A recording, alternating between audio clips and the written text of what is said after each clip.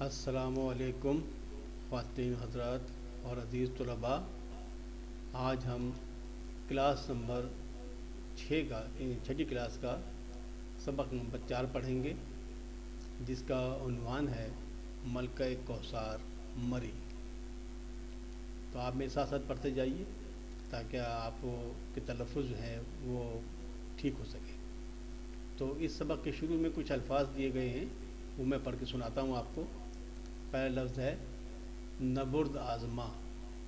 مطلب وغیرہ ان کے بعد میں آئیں گے، کیونکہ ان سب کے مطلب آگے آ رہے ہیں تو وہاں پہ آپ سمجھ جائیں گے، لیکن میں فی الحال آپ کو اس کا جو تلفظ ہے وہ بتاتا ہوں۔ تو پہلا لفظ ہے نبرد آزما، دوسرا ہے خنک، تیسرا ہے سہانا، پھر ہے مبہوت، پھر ہے آغوش، اگلا لفظ ہے سیاح، پھر ہے یک بستہ، پھر ہے سحر انگیز۔ تو یہ اس کے اہم الفاظ تھے جو اس سبق میں آگے آئیں گے۔ اب شروع کرتے ہیں۔ مری پنجاب کا تاریخی مقام ہے۔ یہ ضلع راولپنڈی میں شامل ہے۔ راولپنڈی کے شمال مشرق میں گاڑی کی تقریباً 1.5 گھنٹے کی مسافت پر واقع ہے۔ سمندر کی سطح سے اس صحت افزا مقام کی بلندی تقریباً 7,500 فٹ ہے۔ یہاں اپریل سے نومبر تک بہت اچھا موسم رہتا ہے، البتہ دسمبر سے مارچ تک شدید سردی پڑتی ہے۔ دسمبر کے آخری عشرے سے لے کر فروری کے ابتدائی عرصے کا دورانیہ شدید برف باری کا زمانہ ہے۔ اس زمانے میں مری میں یک بستہ موسم کا راج ہوتا ہے۔ سردیوں میں بھی یہاں خوب رونق ہوتی ہے۔ جب سارا علاقہ برف سے ڈھک جاتا ہے تو ملک بھر سے برف باری کا منظر دیکھنے کے شوقین یہاں پہنچ جاتے ہیں۔ مری میں سردیوں کی شام بہت خوبصورت ہوتی ہے۔ برقی قمقموں کے رنگا رنگ روشنیوں میں یوں محسوس ہوتا ہے جیسے آسمان سے ستارے زمین پر اتر آئے ہیں۔ دل فریب خوبصورتی اور دلکش نظاروں کی وجہ سے مری کو ملکہ کوثر کہا جاتا ہے۔ گرمیوں کے موسم میں مری کی خنک ہوائیں لوگوں کو اپنی طرف کھینچتی ہیں۔ پاکستان کے مختلف علاقوں کے رہنے والے گرمی پڑتے ہی مری کا رخ کرتے ہیں۔ مری پاکستان بھر کے پرفضا پہاڑی مقامات میں سے نہایت معروف اور خوبصورت سیرگاہ ہے۔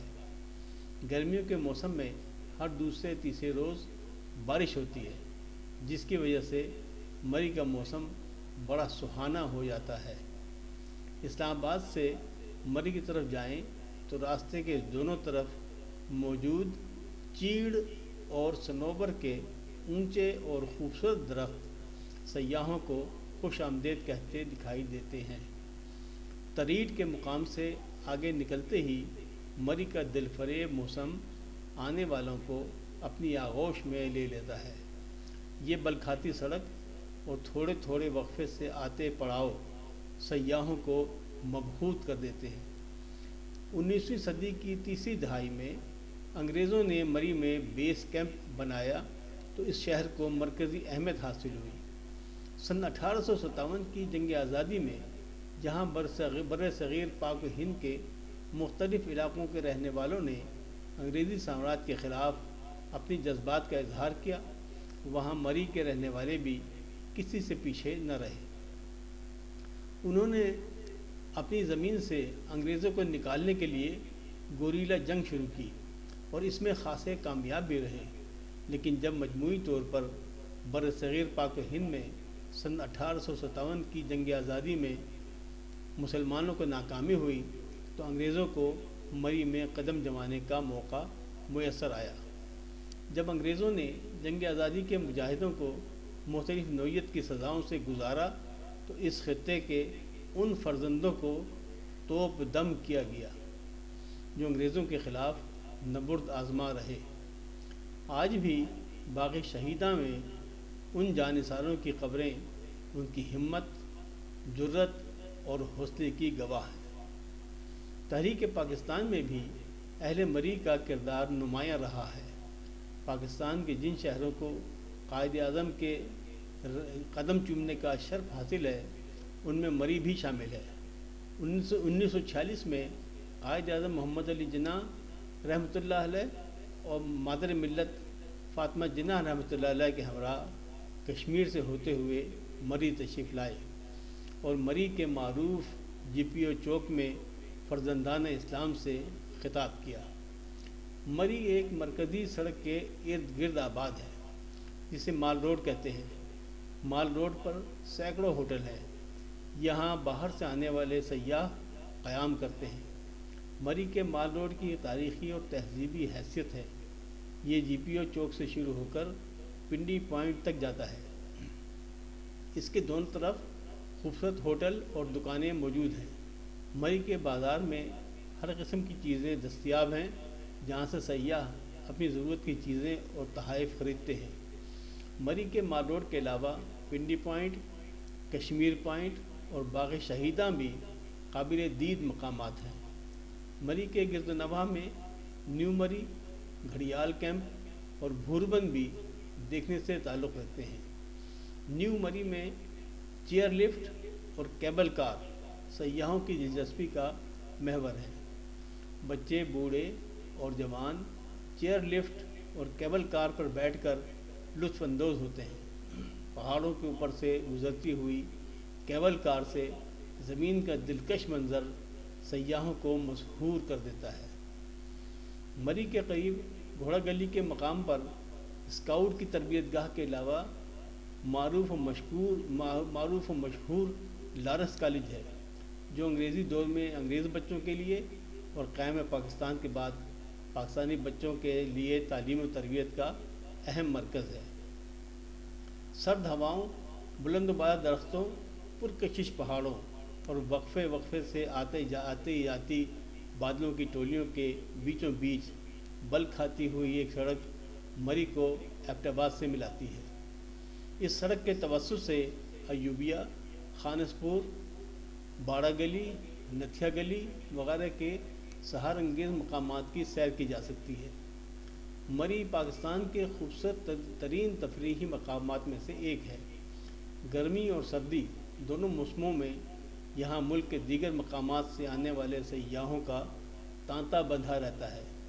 یہ سیاح یہاں آ کر خالق کائنات کی پیدا کردہ ان خوبصورت نشانیوں اور دلفریب مناظر سے اپنے دلوں کو لبھاتے ہیں۔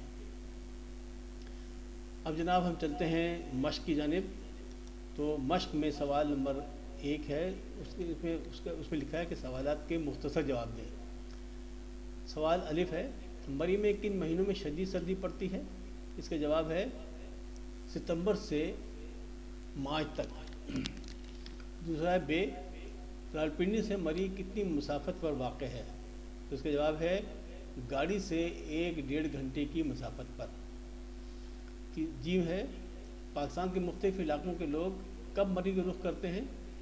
تو اس کا جواب ہے گرمی پڑتے ہی۔ سوال دال ہے، مری سمندر کی سطح سے کتنی بلندی پر واقع ہے؟ اس کا جواب ہے 7,500 فٹ۔ سوال ہے، مری میں برقی قمقموں کی روشنی میں کیسا محسوس ہوتا ہے؟ اس کا جواب ہے کہ ایسا محسوس ہوتا ہے جیسے آسمان سے تارے زمین پر اتر آئے ہوں۔ اگلا ہے، مری کے لوگوں نے انگریزوں کے خلاف کون سی جنگ لڑی؟ اس کا جواب ہے سن 1857 کی جنگ آزادی۔ اگلا سوال ہے، انگریزوں کو مری میں قدم جمانے کا موقع کب میسر آیا؟ تو اس کا جواب ہے جب 1857 کی جنگ آزادی میں مسلمانوں کو ناکامی ہو گئی تو انگریزوں کو یہاں پر قدم جمانے کا موقع میسر آیا۔ سوال ہے، مری کے راستے میں کون سے درخت ہیں؟ اس کا جواب ہے چیڑ اور صنوبر کے۔ سوال نمبر 2، درست جواب کی نشاندہی ٹک کے نشان سے کریں۔ مری کس علاقے کا ایک تاریخی اور پہاڑی مقام ہے؟ تو اس کے 4 چوائسز ہیں۔ نمبر 1 خیبر پختونخوا، نمبر 2 پنجاب کا، نمبر 3 کشمیر کا، نمبر 4 بلوچستان کا۔ تو صحیح جواب ہے پنجاب کا۔ نمبر بے، گرمی پڑتے ہی کون مری کا رخ کرتے ہیں؟ نمبر 1 مختلف دیہاتوں کے لوگ، نمبر 2 مختلف قصبوں کے لوگ، نمبر 3 مختلف شہروں کے لوگ، نمبر 4 مختلف علاقوں کے لوگ۔ اس کا جواب ہے مختلف شہروں کے لوگ۔ سوال جیم ہے، 19ویں صدی کی تیسری دہائی میں مری میں بیس کیمپ کس نے بنایا؟ نمبر 1 مغلوں نے، نمبر 2 سکھوں نے، نمبر 3 پٹھانوں نے، نمبر 4 انگریزوں نے۔ تو صحیح جواب ہے انگریزوں نے۔ سوال دال ہے، 1857 کی جنگ آزادی میں مسلمانوں کو ہوئی کیا؟ نمبر 1 کامیابی، نمبر 2 فتح، نمبر 3 ناکامی، نمبر 4 برابری۔ تو جواب ہے ناکامی۔ ناکامی کو آپ ٹک کر دیجیے۔ سوال ہے چھوٹی ہے، مری کس کے ارد گرد آباد ہے؟ نمبر 1 ایک پہاڑ کے، نمبر 2 ایک گاؤں کے، نمبر 3 ایک دریا کے، یا نمبر 4 ایک سڑک کے۔ تو جواب ہے ایک سڑک کے۔ سوال واو ہے، گرمیوں میں مری کی کیسی ہوائیں لوگوں کو اپنی طرف کھینچتی ہیں؟ نمبر 1 برفانی ہوائیں، نمبر 2 تیز ہوائیں، نمبر 3 خنک ہوائیں، نمبر 4 معتدل ہوائیں۔ تو جواب اس کا ہے خنک ہوائیں۔ اگلا وہ ہے زیر، چیئر لفٹ اور کیبل کار سیاحوں کی دلچسپی کا محور ہیں۔ نمبر 1 بھوربن میں، نمبر 2 بانسرا گلی میں، نمبر 3 گھڑیال میں، اور نمبر 4 نیو مری میں۔ تو جواب اس کا کیا ہے؟ نیو مری میں۔ اب سوال نمبر 3 کی طرف آئیے۔ اس نے پوچھا ہے کہ جنگ آزادی میں انگریز سامراج کے خلاف مری کے مسلمانوں کا کیا کردار رہا، بیان کریں۔ اس کا جواب ہے مری کے مسلمانوں نے انگریزوں کے خلاف گوریلا جنگ شروع کی اور اس میں خاصے کامیابی رہے، مگر جب بحثت مجموعی مسلمانوں کو شکست ہو گئی تو یہاں پر بھی انگریزوں کو قدم جمانے کا موقع مل گیا۔ سوال نمبر 4، اعراب لگا کر درج ذیل الفاظ کا تلفظ واضح کریں۔ تو یہ آپ خود کر لیں گے کیونکہ زیر زبر پیش ہے، کوئی اتنا مشکل چیز نہیں ہے۔ میں اگلے سوال کی طرف چلتا ہوں۔ سوال نمبر 5، درج ذیل تراکیب و محاورات کو جملوں میں اس طرح استعمال کریں کہ ان کا مفہوم واضح ہو جائے۔ نمبر 1 صحت افزا۔ صحت افزا کا جملہ ہے، مری بہت صحت افزا مقام ہے۔ صحت افزا کہتے ہیں صحت کو فروغ دینے والا، صحت کو بڑھانے والا۔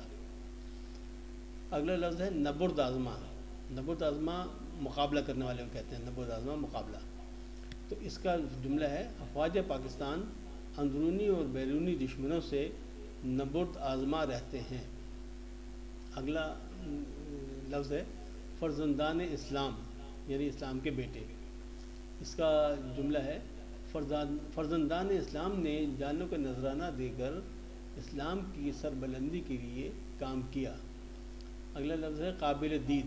قابل دید کہتے ہیں جو دیکھنے کے قابل ہو۔ اس کا جملہ ہے، پاکستان کے شمالی علاقوں میں دنیا کے چند انتہائی خوبصورت اور قابل دید مقامات ہیں۔ سوال نمبر 6، درج ذیل الفاظ کے معنی لکھیں۔ نمبر 1 مسافت۔ مسافت کہتے ہیں فاصلے کو۔ نمبر 2 سیاح۔ سیاح کے معنی ہیں بغرض تفریح سفر کرنے والا۔ اگلا لفظ ہے مبہوت۔ مبہوت کہتے ہیں حیران، متحیر، ہکا بکا۔ اگلا لفظ ہے قابل دید۔ قابل دید کے معنی ہیں دیکھنے کے لائق۔ اگلا لفظ ہے جان نثار۔ جان نثار کے معنی ہیں جان نچھاور کر دینے والا یا جان قربان کر دینے والا۔ سوال نمبر 7، درست اور غلط بیانات کی نشاندہی کریں۔ الف، مری صوبہ خیبر پختونخوا کا تاریخی مقام ہے۔ یہ غلط ہے کیونکہ مری جو ہے وہ صوبہ پنجاب کا تاریخی مقام ہے، تو آپ اس کے آگے غلط لکھ لیجیے۔ بے، گرمیوں میں مری کی خنک ہوائیں اپنی طرف کھینچتی ہیں۔ یہ بالکل درست ہے، اس کے آگے درست لکھ دیجیے۔ جیم، 1946 میں قائد اعظم لیاقت علی خان کے ہمراہ تشریف لائے۔ یہ غلط فقرہ ہے کیونکہ قائد اعظم اپنے ہمشیرہ کے ساتھ تشریف لائے تھے، لہذا آپ اس کو آگے لکھ دیجیے غلط۔ سوال دال، معروف و مشہور لارنس کالج بھوربن کے مقام پر واقع ہے۔ یہ غلط ہے کیونکہ یہ جو بھوربن کالج ہے یہ گھوڑا گلی کے مقام پر واقع ہے۔ اگلا ہے تحریک پاکستان میں اہل مری کا کردار نمایاں رہا۔ یہ بالکل درست ہے، اس سے آگے درست لکھ دیجیے۔ سوال نمبر 8، درج ذیل الفاظ کے متضاد یعنی اس کے الفاظ کی ضد لکھیے۔ نمبر 1، پہلا ہے بلند، بلند کی جو ضد ہے وہ ہے پست۔ دوسرا لفظ ہے خوبصورت، اس کا متضاد کیا ہے؟ بدصورت۔ اگلا لفظ ہے خنک، اس کا متضاد کیا ہے؟ گرم۔ اگلا لفظ ہے معروف، معروف کا متضاد کیا ہے؟ غیر معروف۔ معروف کہتے ہیں مشہور کو، غیر معروف وہ جس کو کوئی جانتا ہی نہ ہو۔ نمبر 9، درج ذیل محاورات کا مفہوم واضح کریں۔ پہلا کیا ہے؟ قدم جمانا۔ قدم جمانے کا مفہوم ہے کہیں پہ اپنے آپ کو منوا لینا، یا کہیں پہ مطلب کہیں پہ اپنے آپ کو قائم کر لینا۔ دوسرا لفظ ہے آغوش میں لینا۔ آغوش میں لینا کہتے ہیں اپنی گود میں لینا، یعنی جیسے کسی کو اگر آپ اس کے تمام اخراجات وغیرہ کی ذمہ داری لے لیں اور اس کے سارے خرچے پورے کرتے ہیں، اس کو بھی کہتے ہیں آغوش میں لینا۔ تانتا بندھنا، تانتا بندھنا کہتے ہیں لائن لگ جانا، یعنی ایک کے بعد ایک، ایک کے بعد ایک، لوگ اتنے زیادہ ہوں تو اسے کہتے ہیں تانتا بندھنا۔ قدم چومنا، قدم چومنے کے معنی کسی کی انتہائی عزت و تکریم کرنا یا کامیابی ملنا۔ قدم چومنے کے کامیابی کہتے ہیں، کامیابی نے اس کے قدم چوم لیے تو قدم چومنے کا مطلب معنی ہے کامیابی ملنا۔ سوال نمبر 10، کالم الف میں دیے گئے الفاظ کو کالم بے کے متعلقہ الفاظ سے ملائیں۔ کالم الف میں پہلا لفظ ہے مری، اس کو آپ ملا دیجئے بے کالم بے کے تاریخی مقام سے۔ دوسرا لفظ ہے اس میں کالم الف میں لڑائی، اس کو آپ ملا دیجئے کالم بے کے جنگ سے۔ تیسرا لفظ ہے چڑھائی، اس کو آپ ملا دیجئے کالم بے کے کی بلندی سے۔ اگلا لفظ ہے صنوبر، صنوبر کو آپ ملا دیجئے درخت سے۔ اور آخری لفظ ہے مگن، مگن کو آپ ملا دیجئے مسحور سے۔ اچھا جناب، اس کے بعد لکھا ہے کہ غلط فقرات کی درستی روزمرہ اور محاورے کے لحاظ سے۔ تو تفصیل کچھ یوں دی ہے کہ اہل زبان کی عام بول چال کو روزمرہ کہا جاتا ہے۔ اس زبان میں الفاظ اپنے حقیقی معنوں میں استعمال ہوتے ہیں، جبکہ محاورہ دو یا دو سے زیادہ لفظوں کا ایسا مجموعہ ہے جو اپنے غیر حقیقی معنوں میں استعمال ہوتا ہے۔ کسی بھی زبان کو درست بولنے یا لکھنے کے لیے اس کے روزمرہ اور محاورے سے آشنائی ضروری ہے۔ اگر خلاف زبان کوئی لفظ بولا یا لکھا جائے تو وہ غلط شمار ہوگا۔ ذیل میں ایسی چند مثالیں پیش کی جاتی ہیں جن میں روزمرہ یا محاورے کی غلطی موجود ہے۔ وہ فقرے کیا ہیں میں پڑھتا ہوں اور آپ کو سمجھا دیتا ہوں۔ پہلا فقرہ ہے مجھے گالی نہ نکالو۔ یہ غلط ہے کیونکہ روزمرہ کے خلاف ہے۔ اس کا صحیح جو وہ ہے روزمرہ وہ ہے مجھے گالی نہ دو۔ دوسرا ہے مہنگائی دن بدن بڑھ رہی ہے۔ مہنگائی دن بدن بڑھ رہی غلط ہے، اس لیے اس کو کہا جائے گا مہنگائی روز بروز بڑھ رہی ہے۔ اگلا ہے وہ تو کاٹ کا گھوڑا ہے۔ کاٹ کا گھوڑا نہیں ہوتا، کاٹ کا الو ہوتا ہے، کاٹ کا الو ہے۔ اگلا لفظ ہے وہ عورت ہکی بکی رہ گئی۔ اب یہ ہکی بکی غلط ہے، ہکا بکا لکھا جاتا ہے کیونکہ چاہے وہ مؤنث ہو یا مذکر دونوں کے لیے ہکا بکا لکھا جائے گا۔ مرد ہے تب بھی ہکا بکا لکھیں گے اور عورت ہے تب بھی ہکا بکا لکھیں گے کیونکہ یہی روزمرہ ہے۔ اگلا لفظ فقرہ ہے وہ خط پڑھ کر ہنسنے لگ پڑے۔ یہ غلط ہے، یہ ایسے لکھا جائے گا وہ خط پڑھ کر ہنسنے لگ گئے۔ اگلا جملہ ہے مجھے جھوٹ مارنے کی عادت نہیں۔ یہ بھی غلط ہے، یہ ایسے لکھا جائے گا مجھے جھوٹ بولنے کی عادت نہیں۔ اگلا لفظ ہے حال میں سوئی دھرنے کو جگہ نہیں تھی۔ یہ غلط ہے، حال میں تل دھرنے کی جگہ نہیں تھی، تل دھرنا لکھا جاتا ہے۔ اگلا فقرہ ہے کہ جب فاقے سے مرو گے تو خدا یاد آئے گا۔ یہ غلط ہے، جب فاقوں مرو گے، فاقے سے بھی نہیں بلکہ صرف فاقوں مرو گے۔ روزمرہ ایسے لکھا جاتا ہے کہ جب فاقوں مرو گے تو خدا یاد آئے گا۔ آج کا سبق یہاں ختم ہوتا ہے۔ عزیز طلباء، آپ آخر میں میں پھر یہی کہوں گا کہ آپ اس کو میرے چینل کو سبسکرائب کر لیجئے اور اس کے جو بیل آئیکن اس کو دبا کر آل کو سلیکٹ کر لیجئے اور اپنے دیگر دوستوں کو بھی بتائیے، کیونکہ ہم جو محنت کر رہے ہیں اس محنت کا مقصد یہی ہے کہ یہ ہمارا جو پیغام ہے، یہ ہماری جو محنت ہے، یہ تمام طلباء تک پہنچے تاکہ سب اس سے استفادہ حاصل کر سکیں۔ لہذا آپ اس کو بھی اپنے فرض کے طور پر سب کو بتائیے تاکہ اس محنت کا کوئی حاصل ہو سکے۔ ٹھیک ہے جناب، اللہ حافظ۔